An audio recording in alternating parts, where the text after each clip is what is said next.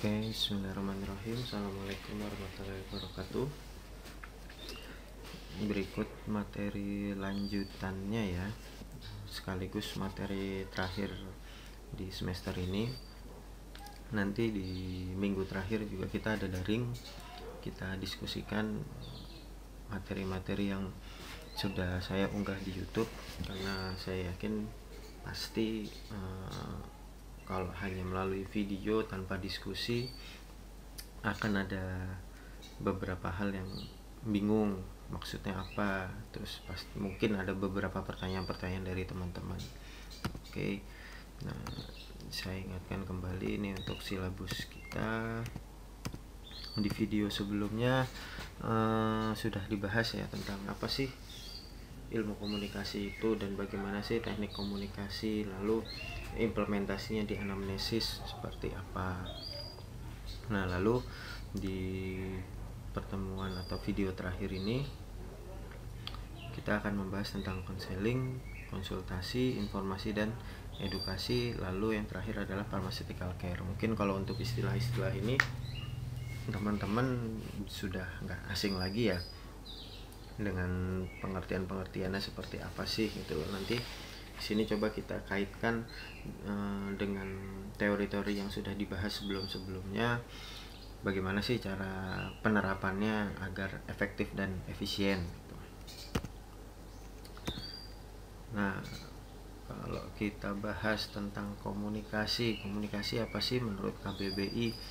Pengiriman dan penerimaan pesan atau berita antar dua orang atau lebih sehingga pesan yang dimaksud dapat dipahami.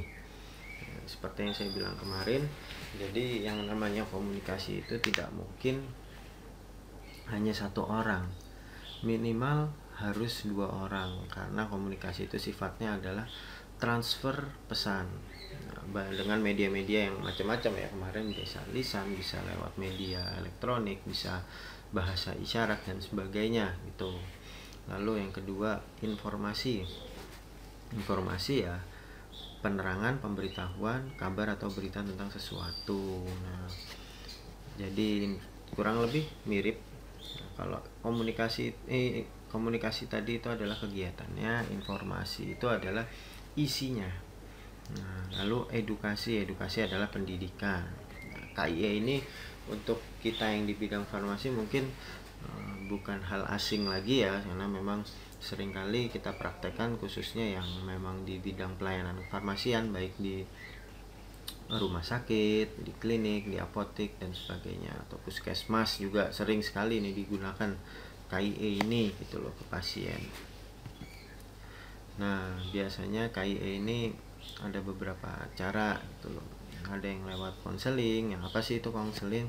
Jadi konseling itu proses pemberian informasi mengenai obat dan cara penggunaannya kepada pasien sehingga pengobatan menjadi lebih aman, efektif dan efisien. Nah, biasanya itu merupakan proses sistematis untuk mengidentifikasi dan menyelesaikan masalah pasien. Jadi konseling itu sebenarnya hampir mirip dengan konsultasi. Cuma kalau di konseling ini biasanya diselipkan edukasi di dalamnya. Nah, kalau menurut KBBI sendiri, konseling itu adalah pemberian bimbingan oleh ahli kepada seseorang dengan menggunakan metode psikologis. Jadi konseling di sini hanya dapat dilakukan oleh orang yang ahli saja. Kalau yang tidak ahlinya ya tidak diperbolehkan untuk melakukan konseling gitu. Nah, ini beberapa perbedaan konseling, konsultasi sama penyuluhan. Sebenarnya beda-beda tipis, cuma ada beberapa penekanan saja di sini. Seperti tujuannya, kalau konseling membantu klien mengidentifikasi dan menganalisis masalah klien serta memberikan alternatif pemecahan masalah. Kalau konsultasi hanya membantu klien mengidentifikasi dan menganalisis masalahnya saja. Jadi belum tentu memberikan alternatif, jadi hanya membantu klien mencari tahu masalahnya apa sih gitu, yang sedang dialami ini apa sih. Nah, itu konsultasi. Tapi kalau misalnya sudah sampai ada edukasinya, ada pemberian solusi atau alternatif, itu sudah masuk ke dalam konseling. Nah, biasanya dilakukan secara individu. Kalau penyuluhan kan bisa individu, bisa kelompok. Nah, lalu prosesnya kalau konseling itu jadi menggali informasi dengan keterampilan mendengarkan, mempelajari, serta membangun percaya diri agar klien mampu mengambil keputusan untuk mengatasi masalahnya sendiri. Kalau konsultasi dia hanya sebatas memecahkan problemnya saja, mencari tahu nih akar masalahnya itu di mana. Kalau misalnya konseling jadi si klien kita ini atau pasien kita ini harus sampai di titik mampu menyelesaikan masalahnya situ. Lalu kalau misalkan perkara hubungan dan kedudukan, kalau konseling horizontal, jadi kita walaupun seorang ahli dalam melakukan konseling di sini harus menempatkan diri kita sejajar dengan pasien kita. Itu. Nah, beda dengan konsultasi. Kalau konsultasi vertikal, jadi klien kita posisinya lebih tinggi. Tuh, karena yang dihadapinya itu adalah masalah klien, karena kita tidak memberikan solusi apa-apa gitu ya. Oke. Manfaatnya apa sih konseling? Nah, yang pertama meningkatkan ketaatan dan mengurangi kerugian dari penggunaan obat tidak rasional. Nah, ini yang sebenarnya sudah dari dulu jadi permasalahan di bidang kita farmasi, yaitu penggunaan obat yang tidak rasional. Khususnya yang sangat diperhatikan di sini adalah antibiotik. Nah, di sini yang peran farmasi di sini dituntut cukup tinggi, atau diharapkan tuh bisa mengatasi permasalahan tentang penggunaan obat tidak rasional, khususnya antibiotik. Karena apa? Karena di antibiotik itu seringkali orang gimana ya, kalau dihabiskan kayaknya udah hampir semua orang tahu kalau antibiotik itu harus dihabiskan. Nah, tapi cara menggunakannya seringkali ini terjadi untuk obat-obat yang digunakannya atau di cara pakainya lebih dari 1 kali dalam sehari. Misalkan contoh amoksisilin. Amoksisilin kan biasanya kalau di kemasan etiket itu hanya dituliskan 3x1 habiskan, dan biasanya orang farmasi itu juga menjelaskannya singkat, padat, tidak jelas. Contohnya gini, ya udah dibilang saja ini Bu obatnya 3 kali sehari ya Bu ya, sekali minum 1 tablet, dan karena ini antibiotik harus dihabiskan, selesai. Nah, sehingga apa, seringkali ada penggunaan obat yang nggak rasional. Yang nggak rasional seperti apa? Karena hanya dibilang 3 kali sehari, tidak ada aturan minumnya, tidak ada aturan jamnya, sehingga misalkan seringkali nih terjadi pagi sudah minum, siangnya karena dia aktivitas kerja lupa bawa obat, nggak minum siangnya, sehingga dia pulang kerja sore jam 5 jam 6 minum, itu minum yang kedua. Lalu setelah makan malam jam 7 jam 8 dia minum lagi yang ketiga, dan pasien tidak merasa hal tersebut keliru karena yang diberitahu oleh farmasi hanya 3x1. Ya sudah, saya kan 3 kali minumnya, walaupun jamnya sangat berjauh-jauhan, tidak dikasih tahu misalkan 3 kali sehari ini tiap berapa jam, tiap 8 jam kah, atau ada yang tiap 6 jam kah, kan ada ketentuan untuk beberapa obat gitu. Nah, itu jadi manfaat konseling di sini tuh bisa meningkatkan kepatuhan pasien, meningkatkan pemahaman pasien, sehingga penggunaan obat yang tidak rasional dapat ditekan. Lalu yang kedua, meningkatkan efektivitas terapi. So, pasti berkaitan dengan yang tadi sudah saya contohkan, dengan misalkan si pasien ini penggunaan obatnya rasional, otomatis efektivitas terapinya juga meningkat. Nah, lalu yang ketiga ini juga mengurangi kesalahan cara pakai obat. Ini yang paling sering terjadi. Lalu yang berikutnya, meyakinkan pasien bahwa obat aman dan efektif bila digunakan dengan tepat. Karena seringkali ada beberapa orang yang khawatir meminum obat ini bahaya nggak ya, efek sampingnya seperti apa nggak ya. Tuh, jadi bahkan kadang melihat, wah dosisnya ini besar sekali asam efenamat, saya pakai kalium diklofenak cuma 50, kalau asam efenamat 500, gede banget. Padahal kan 500-nya asam mefenamat dengan 50-nya kalium diklofenak kan berbeda gitu, karena setiap zat aktif itu memiliki potensi yang berbeda-beda gitu ya. Kalium diklofenak dengan dosis 50 sudah potensi bisa menjadi analgesik gitu.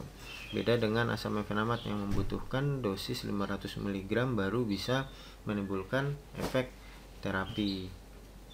Itu. Lalu yang berikutnya meningkatkan pengetahuan pasien tentang swamedikasi. Nah, ini juga angka pasien yang datang ke dokter di Indonesia ini masih cukup tinggi. Nah, hal ini menjadi target Kementerian Kesehatan untuk menurunkan angka tersebut. Agar apa? Pasien nggak melulu sakit sedikit langsung ke dokter. Nah, lalu bagaimana? Kan namanya orang sakit ya ke dokter dong. Iya betul, tapi untuk beberapa penyakit-penyakit dasar itu baiknya pasien sudah mengetahui pengobatannya seperti apa, yang disebut swamedikasi atau pengobatan mandiri. Contoh misalkan demam 1 hari 2 hari kan belum perlu kita ke dokter gitu loh, cukup minum paracetamol atau ibuprofen ya kan, 3 kali sehari. Lalu asupan makanannya diatur, minum air putihnya diperbanyak, istirahat yang cukup. Nah, itu kan sebenarnya hal-hal yang sudah harus menjadi pengetahuan umum masyarakat Indonesia atau yang sering disebut swamedikasi gitu. Lalu yang berikutnya sebagai referensi untuk rencana terapi non obat. Nah, itu dia, dengan konseling ini jadi kita mengetahui nih, misalkan orang yang sakit gigi deh. Sakit gigi sudah pernah minum obat kok sakit lagi gitu. Ternyata gara-garanya dia suka makan yang keras-keras, yang mengganggu gigi yang sakit itu juga. Lalu juga misalkan orang seperti asam urat. Asam urat itu kan penyakit yang dipicu dari makanan. Nah, jadi misalkan seseorang datang ke kita dengan keluhan asam urat, dan setelah kita cek melalui cek darahnya itu memang asam uratnya tinggi, ya otomatis kita kasih obat asam urat allopurinol ya, disesuaikan, bisa 100 bisa 300 mg sesuai dengan kadar asam uratnya. Nah, selain itu juga kita harus memberikan edukasi ke pasien kita bahwasanya asam urat itu pemicunya dari makanan. Jadi kalau misalkan ke depannya bapak atau ibu ingin terhindar dari asam urat ini, ya tolong untuk makanan-makanan pemicu asam urat ini diatur porsinya, dikurangin kadarnya, atau kalau bisa dihindari gitu loh kalau memang yang tubuhnya sensitif dengan asam urat ini tuh. Lalu juga perbanyak exercise atau olahraga supaya berkeringat, karena salah satu media keluarnya si kristal uric acid ini itu lewat keringat, atau bisa juga lewat urin, makanya minum air putihnya juga yang banyak tuh. Nah, itu jadi dengan menggunakan metode konseling ini banyak manfaat-manfaat yang bisa didapatkan oleh masyarakat atau pasien. Mengapa harus konseling? Nah, ini beberapa hal yang perlu kita perhatikan. Kenapa sih kok kita harus melakukan konseling pada pasien kita gitu. Yang pertama dari studi yang dilakukan, nah ini salah ketik, dari 200 penggunaan obat ada studinya nih, 50%-nya tidak tepat penggunaannya. Nah, berarti kan ada banyak sekali obat yang digunakan tidak sesuai dengan aturannya. Dan ini ada beberapa kemungkinan. Yang pertama, memang si pasiennya ya nyeleneh aja gitu loh. Misalnya contoh antibiotik, ngerasa 2 hari minum sudah sembuh atau enakan, tidak diminum lagi, walaupun dia mungkin sudah tahu kalau ini harus dihabiskan dan sebagainya. Ya kalau memang yang nyeleneh begitu memang karakter dan perlu treatment khusus dalam mengedukasinya. Nah, yang repotnya ini kan yang lebih banyak itu adalah pasien yang memang nggak paham, tidak mengetahui gitu loh hal-hal yang harus diperhatikan. atau jangan-jangan dia merasa hal tersebut benar padahal secara ilmiahnya salah gitu. Nah itu yang harus kita treatment dengan menggunakan konseling salah satunya yang tuh. Lalu 25% pasien menggunakan obat dengan cara yang merugikan kesehatannya. Nah ini sering kali nih, biasanya orang kalau misalkan sakit flu, misalkan kita kasih obat anti flu, bisa phenylcopramolamin atau pseudoephedrine lewat resep dokter ya, walaupun ada juga sih pseudoephedrine yang nggak perlu resep dokter bisa kita gunakan. Nah kita udah kasih tahu nih, oke, cara pakainya 2 kali sehari, 1 tablet saja, diminumnya tiap 12 jam. Jadi misalkan pas pagi ibu minumnya jam 8 pagi, maka untuk minum obat selanjutnya jam 8 malam gitu. Jadi disamakan jamnya ya gitu. Oke. Nah pagi dia minum 1, tek, aktivitas siang sore nyampe malam, kok dia ngerasa masih kurang enak nih kayaknya minum 1, dia minum 3, tek. Nah seringkali ada seperti itu. Jadi sugesti yang mendorong si pasien ini menggunakan obatnya itu tidak rasional, dan tidak rasionalnya itu merugikan kesehatannya dengan apapun alasannya itu. Tuh, lalu yang berikutnya 55% pasien geriatri atau pasien yang lanjut usia gagal mematuhi instruksi regimen dosis. Nah, padahal kita tahu usia lansia itu secara fisiologisnya sudah menurun ya kan. Jadi cara pakai obatnya tidak bisa ugal-ugalan. Oke lah, yang tadi kita ceritakan terakhir itu karena dia masih muda jadi ngerasa ini mah enak-enak aja gitu. Coba kalau misalkan yang seperti itu usia 60, terapinya menggunakan cara yang seperti itu, wah mungkin bisa macam-macam efek sampingnya. Nah 55% geriatri itu gagal patuhi instruksi. Jadi lebih dari setengahnya pasien lansia itu gagal patuhi instruksi. Nah bisa jadi ini karena teknik komunikasinya yang seperti kita bahas di video sebelumnya. Teknik komunikasi bahwa lawan bicara kita ini orang tua, lawan bicara kita ini udah sepuh, pendengarannya kurang, pemahamannya sudah kurang ya, udah gitu mungkin tingkat pendidikannya tidak terlalu tinggi. Nah itu kita harus menyesuaikan teknik komunikasi kita. Mungkin aja kita jelasin dengan bahasa yang keren-keren, bahasa farmasi, dengan menggunakan kata-kata resistensi, efektivitas, wah yang kelihatannya profesional lah ya. Mungkin saking karena dia sudah sepuh, lalu sedikit malu untuk mengakui kalau mereka tidak mengerti, sehingga iya aja, mangguk aja gitu, dengerin kita yang ngomong sok keren itu, sehingga dia keluar dari ruangan tuh tanpa mengerti yang tadi kita sampaikan itu. Nah, tambahan lagi mungkin ngerti tapi pikun, sehingga keluar ruangan sampai rumah tadi apa ya, padahal inget deh. Nah makanya ada beberapa teknik yang perlu dilakukan gitu loh. Misalkan pasien kita itu geriatri, bisa kita nilai ini sepertinya pelupa. Oke, misalkan biasanya ada pendampingnya kalau geriatri ya, kita jelaskan juga ke pendampingnya, ke keluarganya gitu, atau kita berikan catatan bisa. Lalu yang berikutnya 36% pasien itu mengalami problem akibat ketidakpatuhan. Nah jadi lumayan banyak loh pasien yang mengalami problem akibat ketidakpatuhan. Biasanya yang selain antibiotik, obat yang memerlukan kepatuhan dalam penggunaannya itu adalah obat TBC. Nah tuh,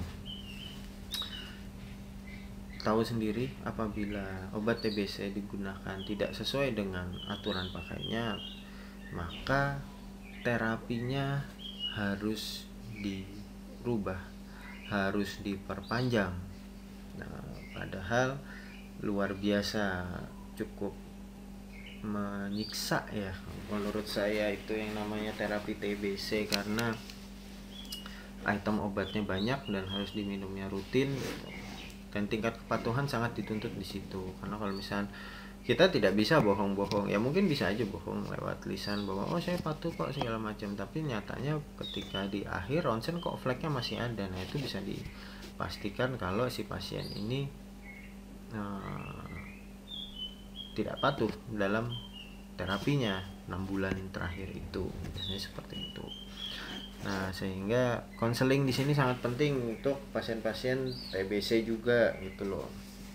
Lalu yang terakhir, lebih dari sepertiga pasien tidak mendapatkan konseling. Jadi yang sudah memberikan konseling saja masih ada masalah di dalamnya karena teknik komunikasi, karena kurangnya empati, karena kurangnya pemahaman kita ke pasien kita, itu yang sudah konseling. Dan ternyata lebih dari sepertiga pasien itu justru nggak dapat konseling, jadi benar-benar nol gitu loh. Ya kalau mungkin si pasiennya ini sebelumnya sudah tahu cara pakainya, cara penggunaannya, ya, sudah pernah mendapat konseling sebelumnya sih tidak masalah gitu loh. Tapi kalau yang bagi yang belum ini kan yang repot jadinya. Ya mungkin kalau kita bahas beberapa alasan kenapa sih kok nggak ngasih konseling. Wah repot, rame pasiennya, wah pasiennya nyebelin segala macam. Itu sebenarnya tidak bisa dijadikan alasan. Kalau masalah pasiennya rame, SDM-nya kurang, ya itu bukan urusan kita sebagai farmasi, itu urusan pihak manajemen rumah sakit atau kliniknya yang harus menambah SDM atau sarana prasarana dalam menunjang kegiatan kefarmasian gitu loh. Jadi apapun yang terjadi kita harus tetap menjalankan pelayanan kefarmasian sesuai dengan profesi kita. Jangan sampai gara-gara hal tersebut kita jadi terkesan hanya tempat naruh obat doang sama ngasih obat. Jadi nggak heran kan kalau kita dikeluarkan dari tenaga medis gitu. Ya di sebelah mananya sisi medisnya gitu. Kalau sekedar ngeracik lulusan SMF juga bisa gitu loh. Apoteker cuma ngasih obatnya begitu doang. Kayak kalau ngasih obat begitu doang juga nggak usah lulusan farmasi bisa ya kan, 3x1 tinggal dibaca kan di etiketnya gitu loh. Jadi karena pelayanan farmasiannya tidak dilakukan, tidak terlihat dengan apapun alasannya, sehingga kita tidak lagi terlihat seperti tenaga medis, tempat nyimpan obat doang jadinya kan tuh. Yang di apotek juga jadinya cuma dagang obat doang, ya nggak beda jauh lah sama warung gitu. Atau mau dibuat lebih keren ya kayak Alfamart lah gitu, ini jual barang aja gitu.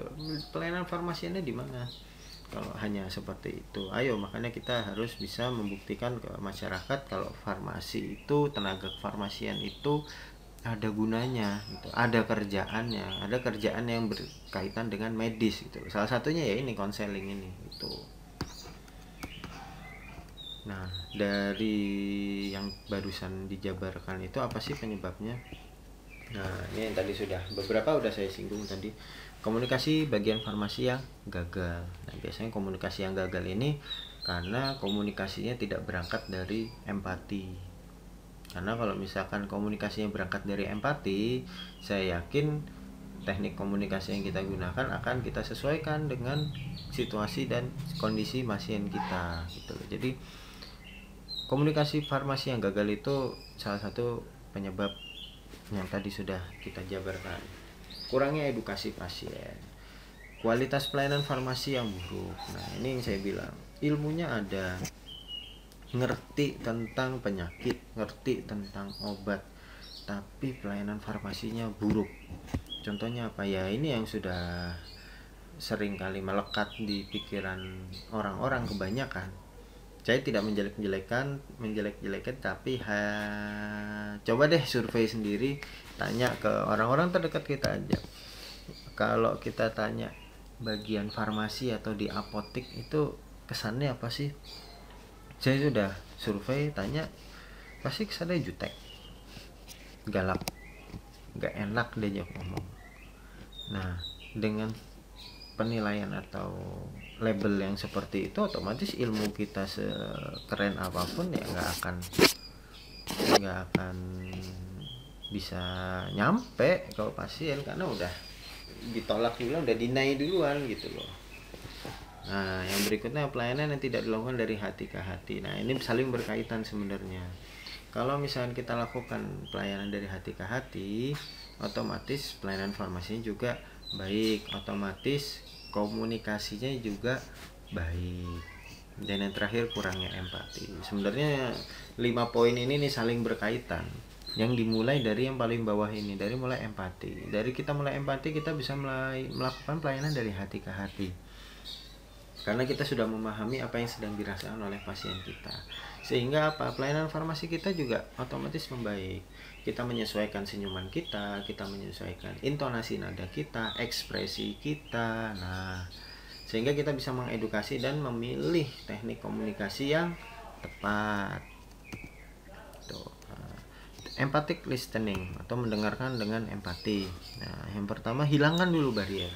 Ini kunci pertama kalau misalkan kita mau berusaha empati ke lawan bicara kita, siapapun itu, nggak hanya pasien, bisa ke rekan kerja, ke teman main, ke orang tua, dan siapapun itu. Pertama, hilangkan dulu barrier. Apa sih maksudnya barrier? Barrier itu sekat. Nah, seringkali kalau misalkan di pekerjaan kita itu kita ada sekat di situ. Sekatnya di situ, oh, gue tenaga medis, lu nggak ngerti, lu orang awam. Sehingga apa? Bahasa kita suka ketinggian, ekspresi kita suka terlihat angkuh, senyuman kita hilang. Karena apa? Kita ada barrier merasa strata kita lebih tinggi.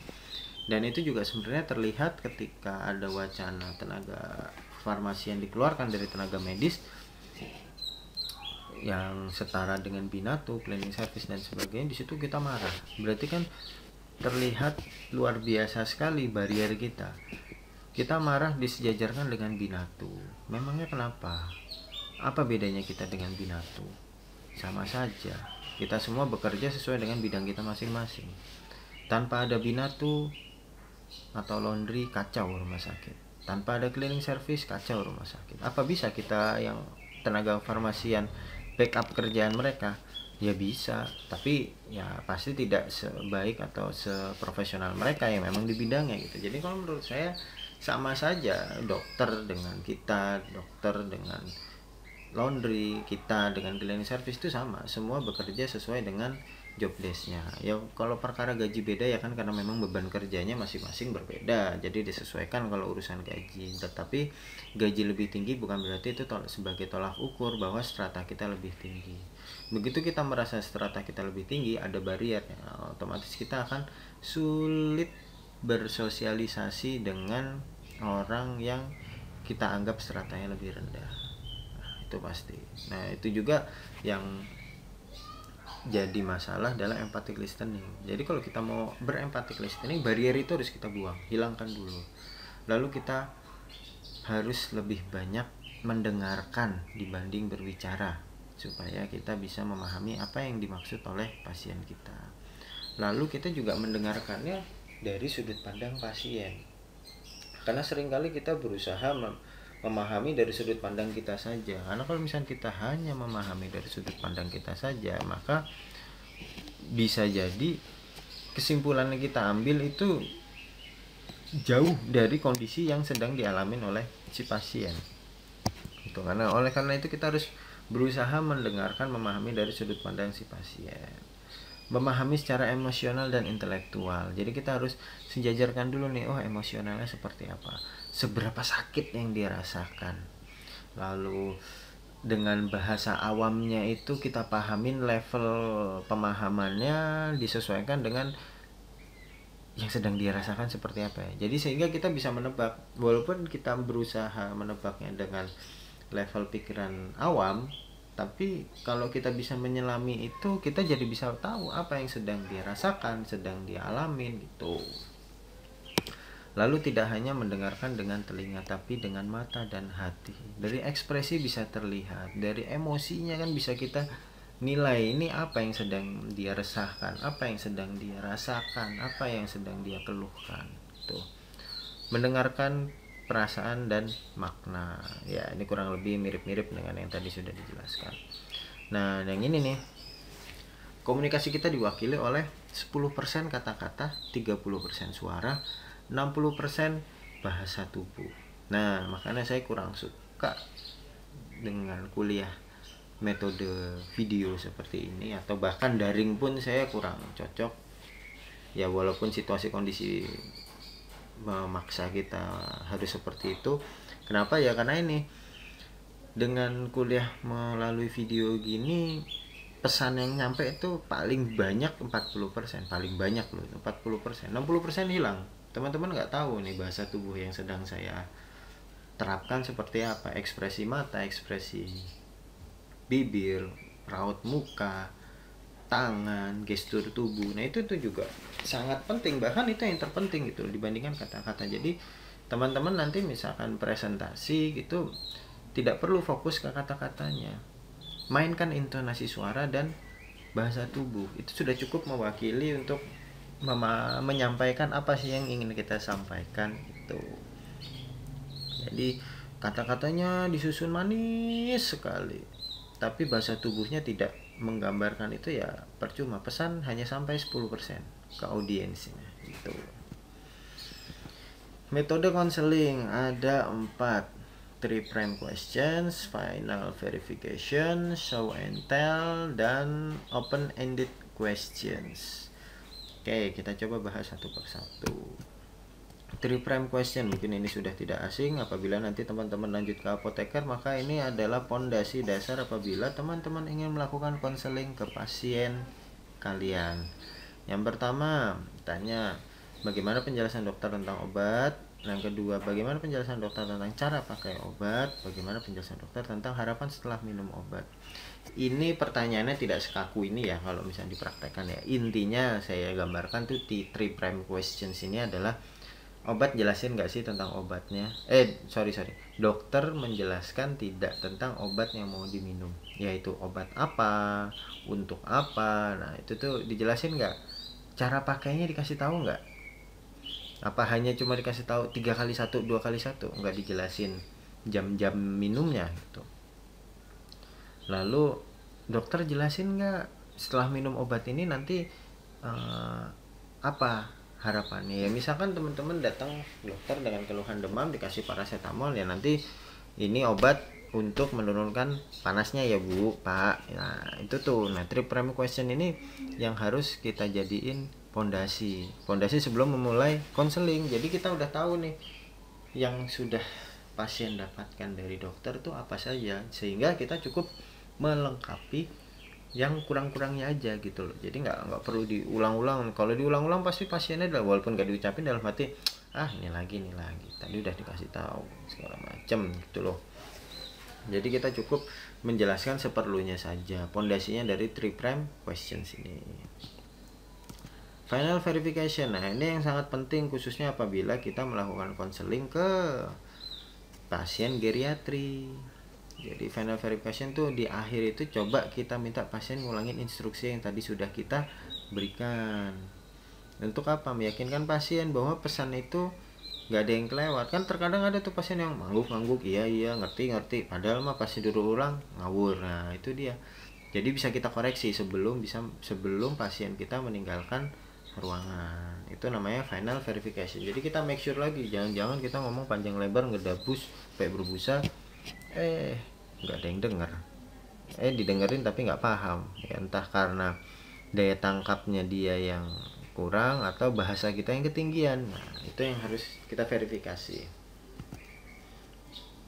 Show and tell and open ended questions. Jadi biasanya ini digunakan untuk obat yang perlu teknik khusus dalam penggunaannya, biasanya seperti menggunakan insulin, terus juga misalkan ingin cek darah pribadi di rumah kan bisa ya itu.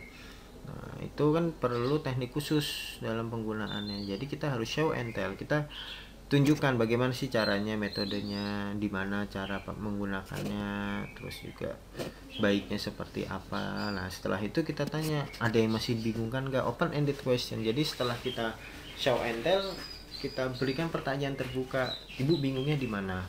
Masih ada yang ingin ditanyakan tidak? Jadi open ended question untuk memastikan pasien ini benar-benar paham, karena ini hal yang memerlukan teknik khusus. Jadi ya kita harus memastikan bahwa benar-benar memahami gitu loh. Oke. Kualitas kehidupan Anda bermula dari kualitas pikiran Anda.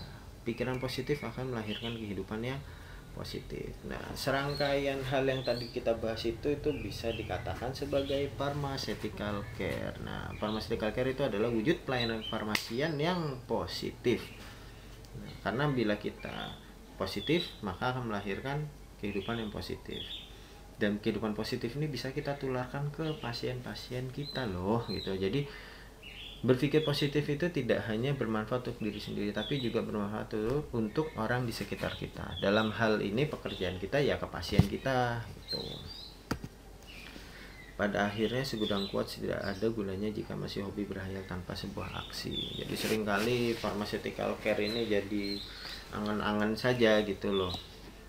Oh, kita harus menjalankan pharmaceutical care, kita harus profesional dalam menjalankan pelayanan kefarmasian ya kan, puisinya seperti itu, tapi ya masih hayalan aja, actionnya masih minim kalau kita itu. Oke, selesai materi kita yang terakhir ini. Nanti di pertemuan terakhir lewat daring bisa kita diskusikan. Nanti akan saya coba jelaskan ulang lagi secara singkat untuk merefresh. Barangkali ada yang lupa buat nonton videonya, nanti saya ingatkan karena materi UASnya ya nanti dari sini-sini juga. Oke, terima kasih atas perhatiannya, terima kasih atas waktunya dan kuotanya. Apabila ada kekurangan mohon maaf. Saya akhiri kuliah hari ini. Wassalamualaikum warahmatullahi wabarakatuh.